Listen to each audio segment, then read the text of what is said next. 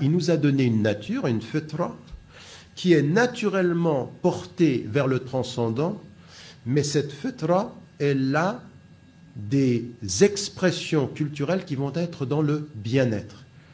À tel point que quelqu'un comme Ash-Shatibi, quand il écrit le Muwafaqat et qu'il exprime ce qu'est la sharia, c'est-à-dire maqasid al-sharia, les objectifs supérieurs de tout ce qui est notre voie islamique, c'est de protéger tout le bien, mais de protéger le bien-être dans le bien.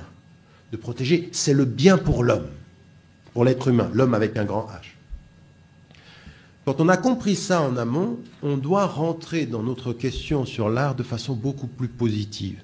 Non pas comme des gens qui sont craintifs vis-à-vis de tout ce qui est haram, mais qui partent du principe que cette expression de l'imaginaire, de cette créativité, de cette expression de notre être est positive et que cela va nous être permis dans un cadre qui est la culture dans laquelle nous vivons, dans un espace qui est la société dans laquelle nous vivons, jusqu'à un certain nombre de limites qui existent en islam et qui vont être déterminées par deux choses.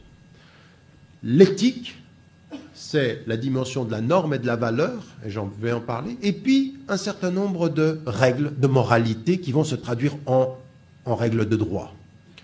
C'est-à-dire que, par exemple, nous avons cette idée que nous avons à protéger la dignité de la personne humaine et que, à partir de là, la dignité de la personne humaine, c'est l'expression d'un certain type de rapport à son corps, un certain type de rapport à la personne.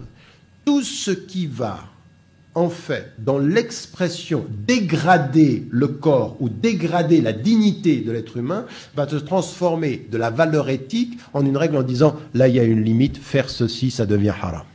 Oui.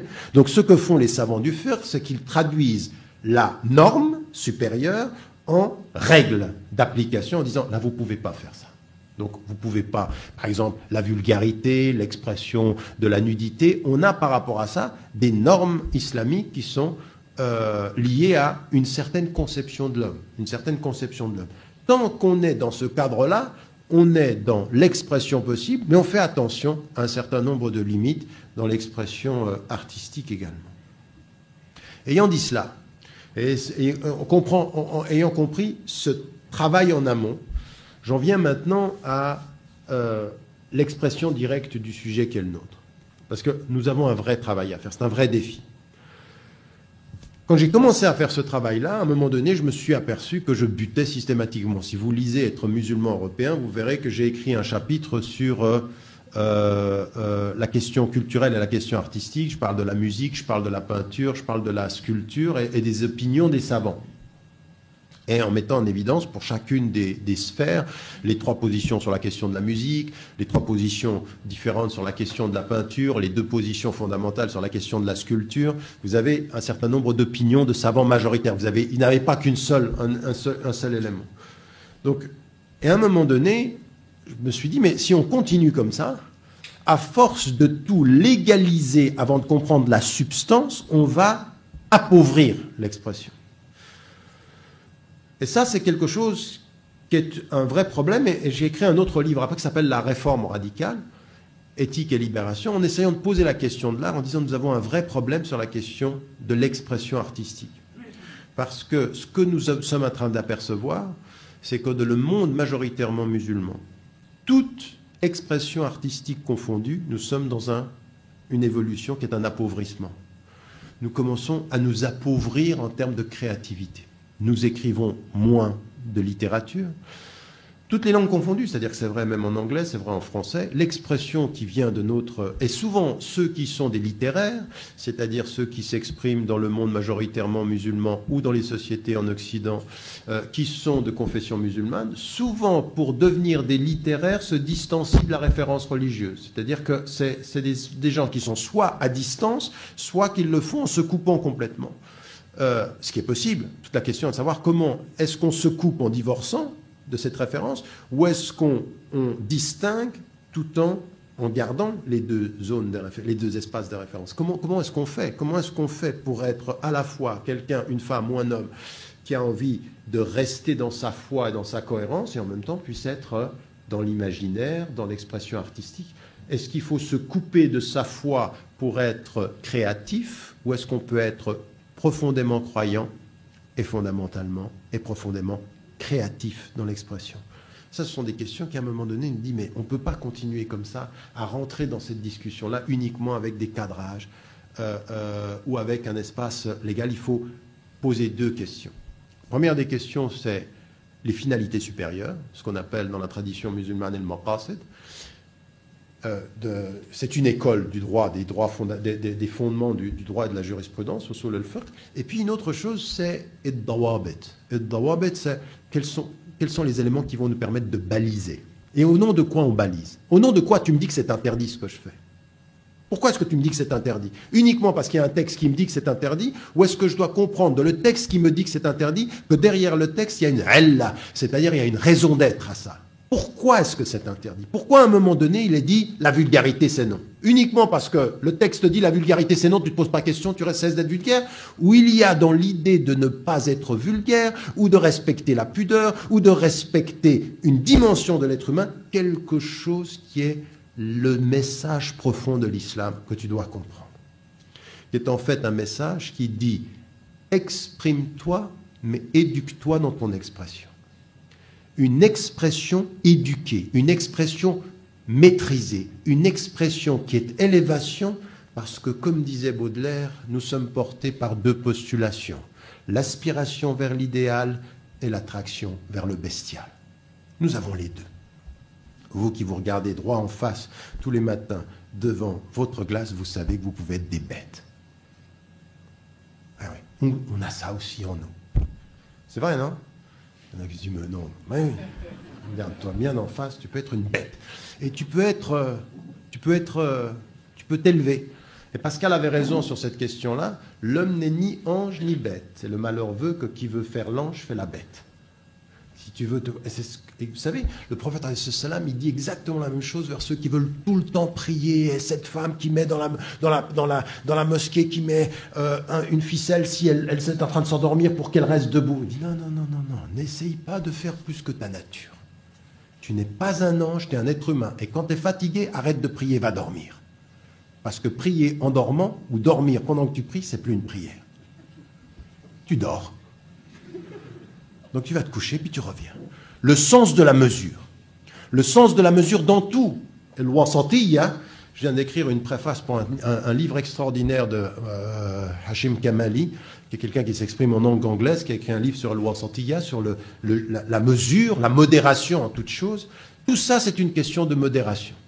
Et c'est exactement ce que dit le prophète alayhi salam quand Hanzala vient vers lui et il lui dit « Je suis un hypocrite ». Il avait parlé à Abu Bakr as-Siddiq et il lui dit « Je suis un hypocrite ». Parce que quand je suis avec le prophète alayhi salam, c'est comme si je voyais le paradis et l'enfer. Ensuite, je vais avec ma femme et mes enfants, j'oublie tout. Et Abu Bakr as-Siddiq, il lui dit « Moi, c'est la même chose, viens, on va voir le prophète alayhi salam ». Et le prophète alayhi salam, il lui dit « C'est comme ça parce que vous êtes des êtres humains. Parce que si vous n'étiez pas comme ça, vous seriez des anges et les anges vous salueraient sur les chemins. » Il y a 1 heure pour te reposer, 1 heure pour t'oublier sans te perdre, et une heure pour te rappeler, pour te rapprocher. T'oublier sans te perdre, ça veut dire quoi? Ça veut dire tu te laisses aller, mais tu ne te perds pas. Et la qualité de ton repos dira quelque chose de la qualité de ton rapprochement. Et la qualité de ton rapprochement te permettra de choisir la qualité de ton repos. Ouais. C'est tellement vrai que quand il est dit dans le Coran ne buvez pas d'alcool, on dit ne vous approchez pas de la prière sans savoir ce que vous dites, ça veut dire quoi? Parce que tu peux pas, je veux dire, tu vas boire un coup, tu dis Bismillah, Allahu Akbar. La qualité de ta prière va déterminer la lucidité qui doit venir avant. C'était une des étapes qui disait aux Arabes, attention, parce que ce qu'il faut savoir, c'est qu'un de ceux qui buvait après 9 ans, c'était Omar, radiallahu anhu. Et la révélation est venue stopper ceci, après 9 ans, étape après étape. C'est-à-dire la modération, et puis ensuite on arrête quand l'excès ne peut plus être maîtrisé. Et ce que nous on comprend, c'est qu'Allah, il nous connaît mieux que nous-mêmes, et il dit, il y a des choses dont je sais que l'excès vous est mauvais et qu'il faut que vous l'évitiez, parce que si vous ne l'évitez pas, vous allez de toute façon tomber dans l'excès. L'alcool est un de ces éléments-là, et vous le voyez dans nos sociétés, comment nous sommes. Bref, tout ça pour vous dire que dans tout ce travail-là, inductivement, il a fallu se dire, bon, comment on fait, comment on entre dans cela? Et c'est ce que j'avais essayé de faire dans un des chapitres, dans la deuxième partie, sur la question de l'art. Alors, clairement, pour rentrer maintenant dans le corps du sujet, pour comprendre ceci, on avait réuni il y a une année, dans l'expression de ce centre, où on essaye de travailler avec les savants du contexte et les savants du texte, on a fait venir 4 savants du texte. Parmi eux, un des El-Judair, qui est un des savants de référence en Occident sur le hadith. Très compétent, bonne maîtrise de tout ce qui est non seulement les sources coraniques, mais également les hadiths, parce que souvent, tout ce qui concerne l'art vient des hadiths, c'est-à-dire des traditions prophétiques. Puis d'autres savants qui étaient là, l'Arbi qui travaille aussi en France, et puis d'autres qui venaient du monde majoritairement musulman. Puis on a fait venir des artistes, des gens qui pratiquent sur le terrain.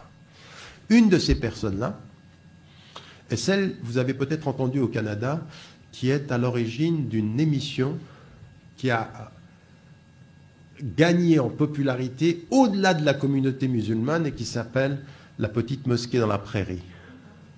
Vous avez entendu parler de ça? Ça vient du Canada, ça vient de La Petite Maison dans la Prairie, ça vous connaissez, hein? C'est votre culture. C'est gentil comme histoire, très morale. Ouais. Elle a fait La Petite Mosquée et elle expose la situation des musulmans. Et à un moment donné, elle en arrive à se dire, elle met en scène, je vous donne des exemples concrets de ces questions-là. Elle met en scène, dans l'émission, dans le programme, un couple. Ils sont censés être mariés dans le programme. Mais ce n'est pas un homme et une femme dans la vie. Quand, dans le film, vous êtes un homme et une femme, du point de vue musulman, quand vous êtes un homme et une femme, vous pouvez vous embrasser. C'est halal. On est d'accord là-dessus. Hein? Mais quand vous n'êtes pas musulman, et que vous le faites en dehors du cadre du mariage, vous ne pouvez pas le faire. Or, les deux acteurs ne sont pas musulmans. Enfin, jouent des rôles de musulmans, mais ils ne sont pas vraiment mariés. Question morale. Est-ce qu'ils peuvent s'embrasser? Les savants disent impossible. C'est pas possible. Alors qu'est-ce qu'elle a fait? Elle a dit, je ne peux pas les faire s'embrasser. Normalement, ils devraient pouvoir s'embrasser. Enfin, ils jouent le rôle d'un homme et une femme mariés. Vous me suivez là? C'est complexe comme question. Voyez où on en est. Quand vous voulez entrer en compétition avec ce genre de questions, quand vous travaillez avec Hollywood, vous êtes loin. Parce que ce genre de considération morale, ça ne les touche pas. Mais pourquoi je vous dis ça? Parce que si vous entrez uniquement sur le plan de la légalité comme ceci, vous trouvez en face de vous des choses qui vont contraindre votre expression. Alors, elle a finalement décidé, je vais demander à 2 acteurs non musulmans de jouer le rôle de musulmans, et eux, dans leur vie personnelle, ça leur pose pas un problème de s'embrasser, donc ils vont s'embrasser comme des non-musulmans dans la vie réelle, et qui vont jouer dans la vie imaginaire le rôle d'un mari et d'une femme musulmane.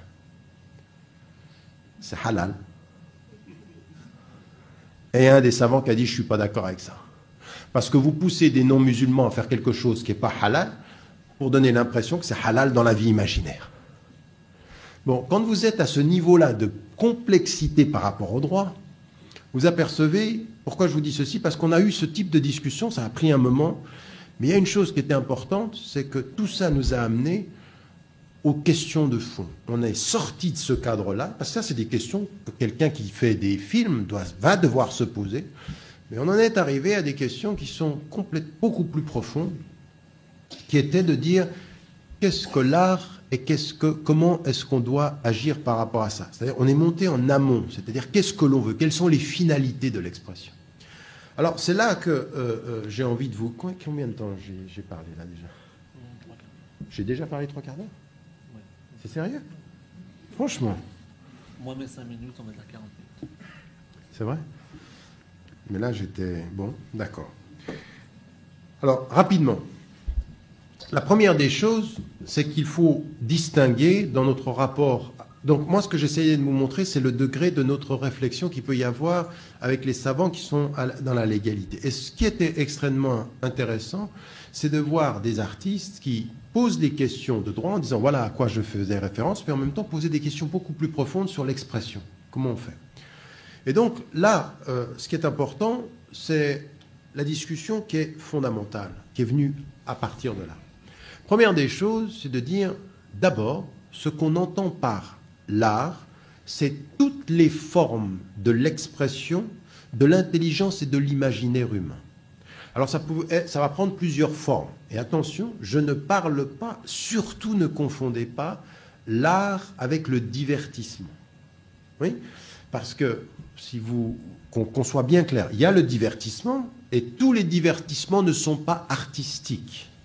Mais l'art, ici, ce dont on parle, c'est ce qui va permettre à l'être humain, la femme comme l'homme, d'exprimer l'imaginaire et la dimension de la psychologie, du cœur et de l'intelligence par des modes d'expression qui peuvent être de type musicaux, qui peuvent être de type littéraire, qui peuvent être de type picturaux, c'est-à-dire tout ce qui est la peinture ou la sculpture. Sur tous ces éléments-là, c'est-à-dire c'est véritablement toute l'expression, toute la traduction de ce qu'est l'expression de l'imaginaire humain, sous toutes ses formes. Et là, la question qui nous est posée, qui va être posée aux savants, et qu'ils vont le faire, c'est-à-dire ils vont poser par rapport à ces différents domaines le caractère licite ou illicite d'un certain nombre d'expressions. Et vous allez trouver dans tout le corps du droit et de la jurisprudence musulmane des éléments qui sont liés à la musique, des éléments qui sont liés à la peinture, des éléments qui sont liés à la mise en scène même, sur le plan du théâtre, puisque vous savez que certains savants ont pris la position que toute mise en scène d'une pièce de théâtre, par exemple, était de fait impossible en islam, puisque mettre en scène, c'est mentir sur la réalité de ce que l'on exprime. On joue, c'est-à-dire on exprime. Et il y en a qui vont l'interdire. Et vous avez d'autres savants qui ne sont pas entrés, qui ne sont pas allés jusque-là. À partir du moment où vous savez que quelqu'un joue un rôle, ça n'est pas un mensonge, c'est l'expression de son imaginaire que vous reconnaissez, et il a un message par rapport à ça. Vous voyez ce que je veux dire? C'est-à-dire qu'il y a quelque chose qui est différent. Vous allez même trouver dans la tradition avéroïste quelque chose qui renvoie à tout ce qu'avait dit Aristote. Aristote disait que l'art, le théâtre, a une fonction cathartique, c'est-à-dire vous allez voir au théâtre une mise en scène de quelque chose qui va vous envoyer un message moral pour que vous voyez dans le caractère, dans le jeu, quelque chose qui vous envoie un vrai message sur le bien, sur le bon comportement, qui est exactement l'opposé de ce que dira Rousseau. Rousseau, à Genève, demande à ce qu'on ne mette pas de théâtre parce que le théâtre pervertit les mœurs. D'accord? Donc il est contre ça. Et Socrate, dans La République, demande à ce que les poètes soient bannis parce ils éloignent de la vérité essentielle du savoir. Tout ce qui est l'imaginaire éloigne de la maîtrise du savoir. Dans la tradition musulmane, on n'a pas du tout ceci. Dans la tradition musulmane, il y a une reconnaissance chez les savants, en amont, que toute l'expression culturelle, jusqu'à preuve du contraire, est acceptable en islam tant qu'elle n'est pas expressément interdite par un texte. Et quand on dit culture, la culture, qu'est-ce que c'est? Ça n'est pas simplement un système de valeurs. La culture, c'est un système de valeurs un système de règles et de valeurs dans lequel vous avez l'expression d'une psychologie collective, de mode de vie et de sentiments d'appartenance dans lesquels vous êtes bien. Et ce que dit l'islam de ce point de vue-là, c'est que tout ce qui vous permet d'être bien dans une culture et qui ne s'oppose pas spécifiquement à une règle de l'islam est bien en lui-même. Ça veut dire que les modes d'expression dans la culture sont bons tant qu'ils ne s'opposent pas expressément à quelque chose qui serait une interdiction. Attention, dans le domaine des affaires sociales et dans le domaine de l'expression, la limite, c'est l'interdit. Donc, le champ du possible est tout ouvert jusqu'à l'expression de l'interdit, ce qui est le contraire des ibadat et le contraire de la aqida, où c'est l'expression. Vous ne pouvez faire que ce qui est écrit. Donc, de ce point de vue, dans la tradition musulmane, vous apercevez que En fait, il faut inverser les choses. On ne peut pas rentrer dans l'univers de la culture et de l'art par la petite porte de la règle qui interdit, mais il faut explorer le champ vaste de ce qui est permis. Vous voyez, c'est une révolution intellectuelle qu'il faut. Parce que nous entrons dans le champ de l'interdit parce que nous sommes en crainte, parce que nous avons tellement peur de faire faux que nous commençons à délimiter.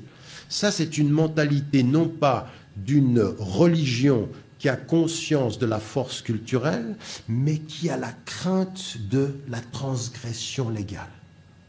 Ça vient de notre mauvaise compréhension de l'islam sur ce domaine-là. Est-ce que ça veut dire qu'il faille négliger les règles? Non. Mais c'est comment vous venez aux règles.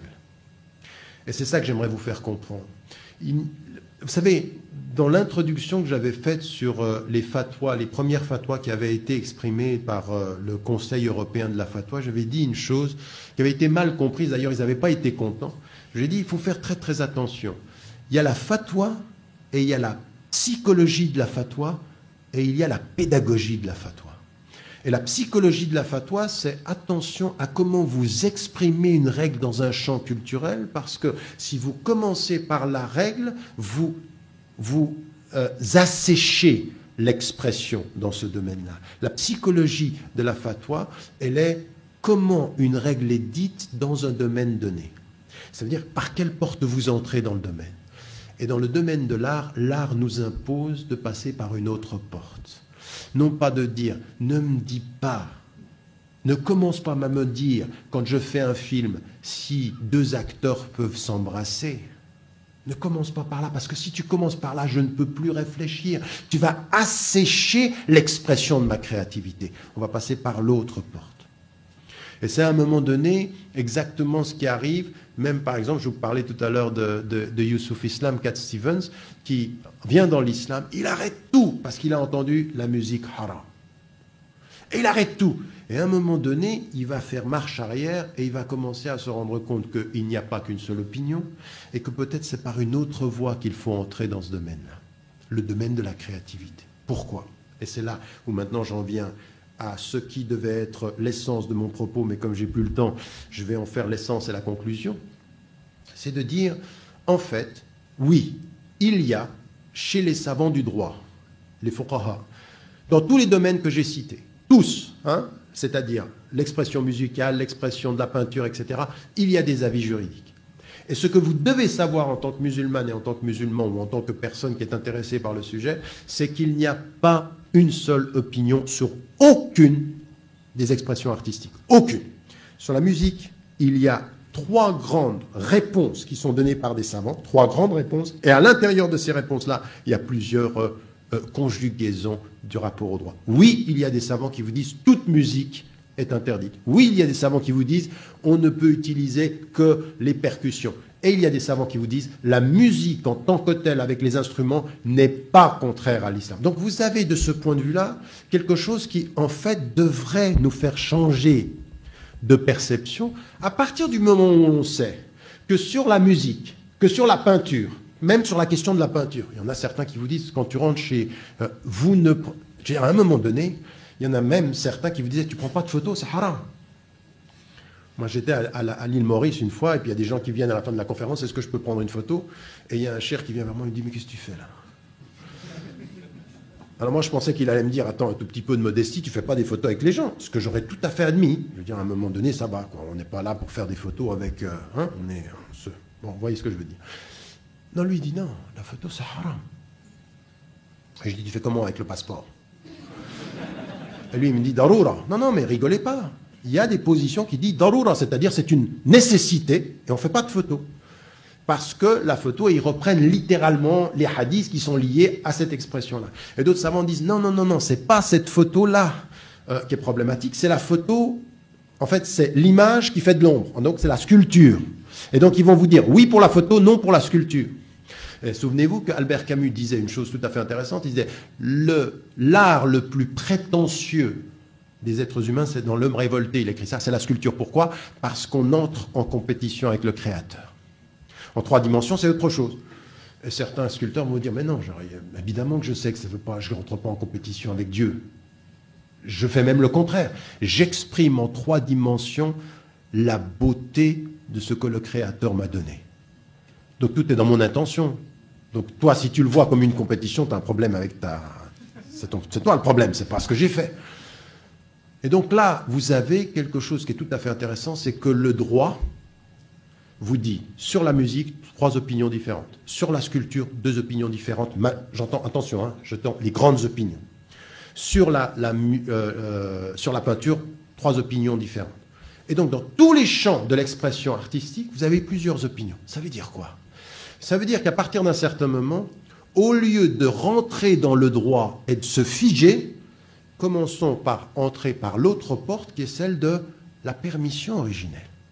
Puis après, on va commencer à réfléchir à comment on va lier les réponses du droit et les finalités de notre société. Les finalités dans notre société. Et ça, c'est ce que je vous disais, il faut changer notre mode de pensée quand on rentre dans l'art. Et moi, j'en suis arrivé là, parce que moi, je suis désolé, quand j'entends un beau poème, ça me fait du bien. Et je rappelle souvent cette image de Mohammed el-Ghazali, un savant égyptien, rahimahullah, pas Abu Hamid el-Ghazali du IIe siècle, mais un savant du XXe siècle, qui un jour écoutait de la musique classique, et quelqu'un entre dans son bureau, et lui, il écoutait de la musique classique, comme ça, il dit, Cheikh, toi, t'écoutes cette musique, mais c'est haram. Parce que pour lui, c'est son opinion. Il dit, écoute, cette musique-là, elle élève mon esprit. Elle me permet de méditer. Elle me rapproche de Dieu. En d'autres termes, dans mon intention et dans mon écoute, cette musique-là est élévatrice. Elle vient d'une autre culture, mais elle m'aide à me rapprocher de mon essence. Est-ce que tu vas me dire que c'est haram? Et lui, il n'était pas de l'opinion, il avait suivi la voie de Ibn Hazm, qui était de l'opinion mais ce n'est pas le seul d'ailleurs, que la musique n'était pas haram. Donc, le fait qu'il y ait, regardez comment on peut inverser les choses, le fait qu'il y ait plusieurs opinions juridiques nous amène à nous dire qu'est-ce que peut être l'art aujourd'hui. Et c'est là où on en vient à un certain nombre de choses que je voulais mettre en évidence. Je l'ai dit tout à l'heure, il y a la notion de l'expression, il y a la notion de l'imaginaire et du sens, et c'est là où c'est important. Dans la discussion qu'on avait eue, un des savants dit, c'est clair, il faut définir l'art comme l'expression du beau et l'expression du bon. Ça, c'est notre définition. Quelqu'un qui est dans le domaine a dit, ça ne marche pas très bien. Parce que l'art, c'est pas que ça. Vous voulez un exemple? Un des poètes de référence, pour vous qui êtes des francophones, il y a un homme qui est l'un des plus grands poètes de la littérature française et qui a écrit un livre qui s'appelle Les fleurs du mal. Les fleurs du mal. Et il voulait dire par là, extraire la beauté du mal. Est-ce que c'est halal d'extraire la beauté du mal? De prendre les pires dimensions de l'expression humaine et d'en extraire c'est pas ce qu'il fait seulement, parce qu'il ne fait pas que ça, mais est-ce qu'on peut tirer le beau du mal et au bout du compte dire que c'est licite? Eh bien, chez les fuqaha, cette expression-là, elle est déjà problématique si on rentre uniquement par le domaine du légal. Et c'est là où il faut qu'on rentre dans une autre dimension, qui est celle de l'expression des finalités. L'art, c'est l'expression, c'est le bien-être, et c'est ça qui va être déterminant. Quand on voit ce que dit le prophète à Hanbala, quand on voit ce qu'il fait quand un poète va chanter les louanges, ses louanges à lui, il enlève son manteau et il le lui met, comme un acte de reconnaissance et de respect, du beau. Parce que Dieu est beau et il aime la beauté, Allahu Jamil yuhibbul jamal, et en plus de ceci, cette expression du Coran, dont l'une des expressions fondamentales, qui est le témoignage que ça vient de Dieu, c'est que c'est beau, qu'il y a une dimension de beauté dans le Coran, il y a une dimension de beauté en Dieu, de beauté dans le Coran, et de beauté dans le message. Et il y a aussi fondamentalement une confiance dans notre expression musulmane, c'est que il y a dans le beau du bon, et dans le bon, il faut savoir dire le beau. Et c'est là où il faut passer par cette porte-là en se posant la question des finalités. Qu'est-ce qu'on essaye de faire avec l'art? Eh bien, ce qu'on essaye de faire avec l'art, c'est aussi cette expression du bien-être. Et le bien-être, il a plusieurs dimensions. Quand il est dit dans le Coran, regardez, écoutez bien, parce que c'est tout à fait particulier. وَلَكِنَّ اللَّهَ حَبَّبَ إِلَيْكُمُ الْإِيمَانَ. Dieu a fait en sorte que vous aimiez la foi. Et regardez ce qu'il dit. وَزَيَّنَهُ فِي قُلُوبِكُمْ. Et il l'a embelli dans votre cœur. En d'autres termes, la foi qui est le bien a une dimension de beauté dans le cœur. Et qu'est-ce qui est dit au début de la révélation dans Surat Al-Muzammil? Quand il est dit وَهْجُرْهُمْ هَجْرًا جَمِيلًا. Éloigne-toi d'eux d'un bel exil. Il y a une dimension de beauté dans la dignité de ta distance, et il y a une dimension de beauté dans ta proximité. Cherche le beau dans le bien. Et le beau, qu'est-ce qu'il a? Il est une des dimensions de Ya ayyatuha nafsul mutma'inna, c'est-à-dire cette dimension de la paix. Salamat an-nafs. Salamat an-nafs, elle vient quand mon agir est proche de mes principes et quand j'ai un bien-être qui dit le beau. Et c'est tellement vrai qu'Allah subhanahu wa ta'ala il dit, pour que vous trouviez la paix intérieure, qu'est-ce que je vais faire? Sanurihim ayatina fil athaqi wa fi anfusihim. C'est-à-dire, c'est à l'extérieur, vous allez voir ce beau, et à l'intérieur, vous allez voir ce beau. Le début de la révélation a été de montrer la beauté du monde, car la beauté du monde, c'était l'expression de la présence du Créateur. Regarde la lune, regarde le soleil, regarde la nature. Sache le beau. Et la lecture, on parlait de quoi tout à l'heure? La littérature, n'est-ce pas? Parce que j'ai oublié, dans la tradition de la littérature, c'est effectivement une dimension de l'art. Dans la littérature, nous, on dit tout le temps, Allah subhanahu wa ta'ala, il dit « Aqra bismi rabbik ». C'est vrai, Dieu, il dit « lis ». Mais il dit deux choses. Il dit « lis le livre qui te dit de lire le monde ». N'est-ce pas? Lis le monde. La lecture, c'est la lecture du monde. Siru fil ard wanzuru. Allez dans la terre et regardez. Lisez le monde. Le monde vous parle de quoi? C'est les signes de la présence du Créateur. Et ceci, ça veut dire quoi? Ça veut dire de nous réconcilier avec l'une des dimensions essentielles de l'islam. Dire le beau de la création et de l'imaginaire est une façon de prier. C'est une façon de prier. Et qu'est-ce que c'est prier? C'est de se souvenir. N'est-ce pas? Pourquoi? Tu accomplis la prière pour te souvenir de moi. Si l'expression du beau, elle est une expression du rapport au créateur du beau, c'est un rapprochement. Et tout ce qui te rapproche est prière. Tant qu'il y a quoi? Le souvenir de cette expression de la proximité. Donc on a de ce point de vue-là, dans l'expression, rien en islam. Au contraire, qui s'oppose à l'art comme action, comme agir humain. L'art, et comme je vous l'ai dit, plus qu'on a plusieurs avis sur la musique, sur la peinture, etc., eh bien, le champ est ouvert. Maintenant, attention, qu'est-ce qui va nous permettre d'évoluer là-dedans? Eh bien, ça ne va pas être par l'expression d'abord des règles qui nous interdisent les choses, mais commencer par le contraire, c'est-à-dire commencer par les finalités. Qu'est-ce que l'on cherche? 1, à dire le beau dans la présence du divin. 3, à célébrer dans l'humain sa dignité, c'est-à-dire tout ce qui va élever l'humain. Oui? Qu'est-ce qu'on fait quand on jeûne? Qu'est-ce que vous faites quand vous jeûnez? Vous enlevez de votre humanité, vous essayez de lutter contre des éléments de votre humanité pour vous approcher du divin. Qu'est-ce que vous faites que Dieu ne fait pas? Vous mangez.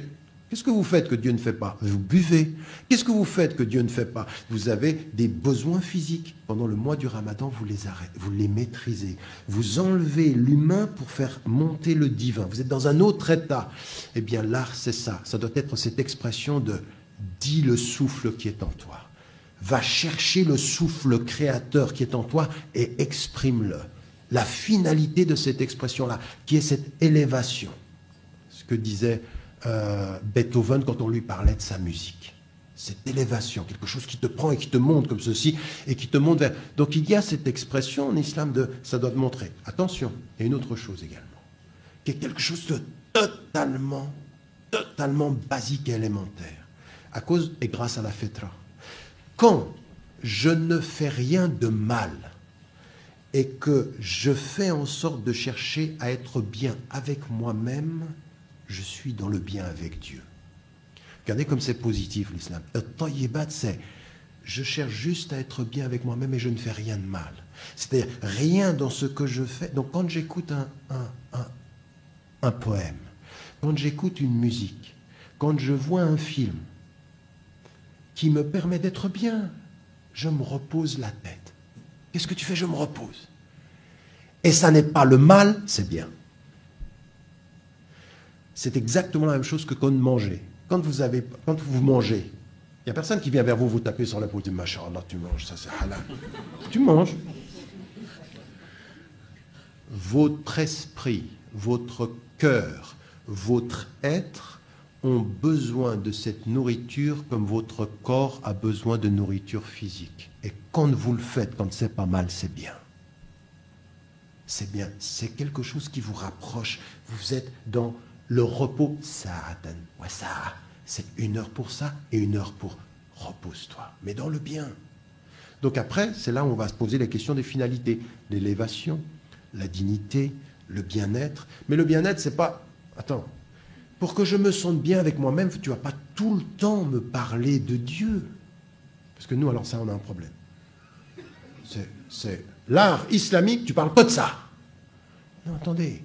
On peut parler de Dieu sans parler de Dieu. On peut s'approcher de Dieu en parlant d'autre chose. Une belle histoire d'amour, une belle histoire de fraternité, un beau poème. Ça ne parle pas forcément de Dieu, mais ça ne vous en éloigne pas. Et tout ce qui ne vous en éloigne pas vous en rapproche selon la tradition musulmane. Nous, on a mal compris. Tu veux des chants islamiques? Tu vas en avoir. Des mots arabes, des versets, Mais qu'est-ce que c'est que ça? On a perdu le sens de l'universel du bien-être. Mais non, on parle d'autre chose. C'est pour ça que, par exemple, maintenant, Youssouf Islam, il me dit, maintenant, je reviens dans le mainstream. Mainstream, c'est-à-dire l'expression culturelle commune. Mais maintenant, il a fait une chanson sur Road Finger, c'est-à-dire le chanteur sur la route. Il n'y a rien d'islamique, apparemment. Mais le fait de la façon dont il parle, de cet étranger qui se promène dans la ville, tout est islamique, mais il ne parle pas d'islam. Mais en fait, il en parle. Vous comprenez ce que je veux dire? Ce n'est pas une stratégie. Tu parles d'islam, tu ne dis pas. Non. S'il y en a qui se disent, ouais, c'est pas mal ça. Je ne suis pas en train de parler de marketing, là. Je suis en train de parler de quelque chose qui est essentiel. Essentiel, c'est parle-moi de la vie. Parle-moi de la vie, c'est me parler de Dieu. Parle-moi de ce qui me touche, le bien-être. Je veux dire, quand je vois mon père, ma mère, mes enfants, la vie, parle-moi des histoires d'êtres humains. Pourquoi faut-il systématiquement, t'es tellement complexé, t'as tellement peur, t'es tellement sinistré, il faut que tu mettes des mots d'arabe, tu mets de l'islam partout. Et tu penses que c'est plus islamique. Non, c'est juste de l'islamique sinistré. Il y a un problème. Donc il faut sortir de ça et entrer dans les finalités, le bien-être, considérer ceci, ce que disait le prophète, comment, je veux dire, les chants, pendant le mariage, le bien-être, c'est un jour de fête. Les compagnons qui lui disent non, pas de musique. Il dit mais non, c'est un jour de fête. C'est un jour de fête, et un jour de fête, on se sent bien. Et se sentir bien quand c'est pas haram, c'est plus que halal, c'est une prière. Le halal, quand c'est le mubah, le permis, quand c'est pas haram, c'est une prière, sadaqa. Parce que c'est dans le halal. C'est ce qu'il disait sur la sexualité. Qu'en est-il alors de l'art? Comprenez cette attitude, comment on passe par l'autre porte. Et qu'on commence maintenant à se dire, aujourd'hui, nous les musulmans, il faut qu'on se réconcilie avec ça. Alors il faut qu'on se réconcilie avec ça dans tous les domaines. Il faut qu'on se réconcilie dans le domaine de la musique. Alors après, il y a les finalités. Et là, vous n'avez pas besoin d'un moufti qui va vous dire, attends, cette musique-là, c'est haram. Franchement, il y a certaines musiques, vous sentez bien que c'est pas net, quoi. Là, je veux dire, c'est pas du tout, vous n'êtes pas dans la paix intérieure. C'est plutôt dans l'agitation et... Bon, après, vous faites des choix. Après, vous faites des choix. Et ne jugez jamais personne qui écoute ça tout de suite. Ne faites pas un jugement de la personne dans ce qu'elle écoute, parce que chaque personne est en cheminement. Ne faites pas ça. Ne commencez pas à juger, hein, t'as peu de foi si tu écoutes ça. Parce qu'à un moment donné, même dans votre rapport à votre univers, même par rapport au rap, il y en a qui m'ont dit le rap, non, mais ça ne peut pas être islamique. Et il y en a qui sont très durs par rapport à ça. Mais un certain type d'expression par rapport à un univers qui vous fait du mal, qui va dire non, ça fait partie de votre évolution personnelle. Vous comprenez ce que je veux dire? Tant que dans ce qui est dit, vous n'allez pas aller dans des choses qui vont aller contre la dignité, contre... Vous voyez ce que je veux dire? Alors parfois, il y en a qui transgressent. Ça, c'est toute la question ce sont des zones grises. Ce sont des zones grises. Et là, on a par rapport à ça des vraies questions d'ordre éthique qu'on peut régler au cas par cas, qu'on doit regarder.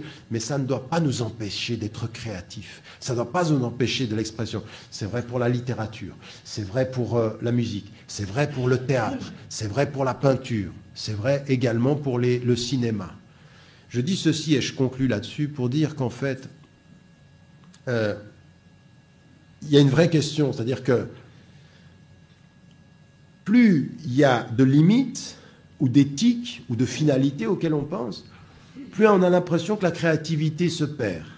Oui, on diminue de créativité.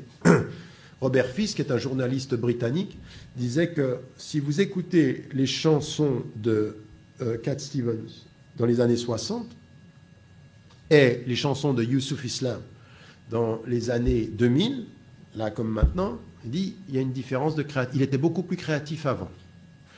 Et son idée, c'est le carcan religieux lui a fait perdre son expression. Ça, c'est une vraie question. C'est une vraie question. Parce que, est-ce que dès qu'on parle d'éthique, on va y perdre de la créativité? Ça va dans les deux sens. Pourquoi? Parce que certains disent non. Plus il y a d'éthique, plus je rentre dedans. Donc, dans la tradition occidentale, il va y avoir, c'est un stimulateur de créativité. Dans la tradition musulmane, on ne peut pas, on doit être limité par rapport à ça. C'est pour ça qu'à un moment donné, on a fait beaucoup d'art qui était un art infantile. Beaucoup de nos anachides sont des anachides pour enfants. Dire, ça ne dépasse pas 12 ans, quoi. Oui. Dire, c'est pas aussi sophistiqué que ça. Et ça ne nous va pas, ça ne peut pas être. Donc il faut avancer de ce point de vue-là, et il faut un art d'adulte qui s'assume tout en ayant des principes d'éthique, tout en faisant attention à cela. C'est un équilibre qui est extrêmement difficile. Mais au lieu d'avoir des carcans et qui nous empêchent cette créativité, en passant par l'autre porte, en pensant les finalités, en pensant que c'est possible, là, à partir de ce moment-là, on se donne les moyens d'une créativité possible. Et je vous dis ça parce que la jeune femme qui s'occupe qui a été la personne qui a conçu la petite mosquée dans la prairie, disait, quand moi j'avais exprimé cette question dans le séminaire, elle avait dit non. En fait, moi, ce sont les limites qui m'ont poussé à être créative dans ma façon de penser les choses. Donc ça va dans les deux sens. Parfois, la limite vous pousse à créer des choses, et puis parfois, la limite vous empêche de créer, vous empêche d'exprimer les choses. Mais n'entrons pas dans cette question-là avec des carcans comme ceci. Et là, ce que je vous invite à faire, vous qui êtes intéressés par une rencontre comme celle-ci, c'est véritablement de penser les finalités de l'expression artistique dans ce qui est la beauté, dans ce qui est le bon, dans ce qui est le bien, dans ce qui est ce dont on a besoin. On a besoin de se sentir bien. Ça, c'est le discours manquant chez les musulmans. Se sentir bien, d'être bien avec soi-même.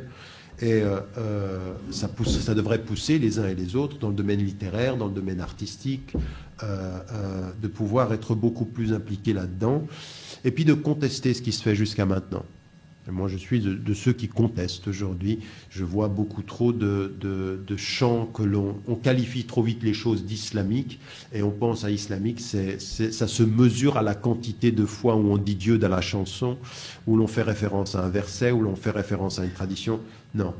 Il y a des expressions artistiques qui ne parlent pas de Dieu, mais qui permettent aux hommes de s'en rapprocher, qui permettent aux hommes de se rapprocher de leur cœur. En fait, quand est-ce que vous vous rapprochez de Dieu? Uniquement quand on parle de Dieu? Non. Toute histoire qui vous parle de vous et qui vous renvoie à votre cœur, qui vous renvoie à votre être, eh bien, ce sont des choses qui, avec l'intention dans la vie, vous rapprochent de Dieu. Pourquoi? Parce que Dieu, qu'est-ce qu'il dit dans le Coran? La connaissance de Dieu se place entre l'homme et dans son cœur. Mais parle-moi de moi, fais de l'art qui me parle de moi, qui me renvoie à ma dignité, qui me renvoie au sens, qui me pose des vraies questions. Et là, à partir de là, je veux dire, avec ces intentions-là, avec ces finalités-là, ce peut être un art qui est un art d'élévation humaine et qui nous fait sortir de nous-mêmes. En fait, tout ce qui peut nous permettre de nous faire sortir de nous-mêmes est aussi une promesse de nous rapprocher du divin et de nous rapprocher du sens de la vie. Mais on a le droit à ça. Et je dirais même plus, notre esprit et notre imagination ont besoin de cette nourriture-là autant que notre corps a besoin de se nourrir physiquement. Et c'est uniquement quand on l'aura admis, quand on aura accepté ça, qu'on sera une communauté qui se réconcilie avec l'expression artistique. L'expression artistique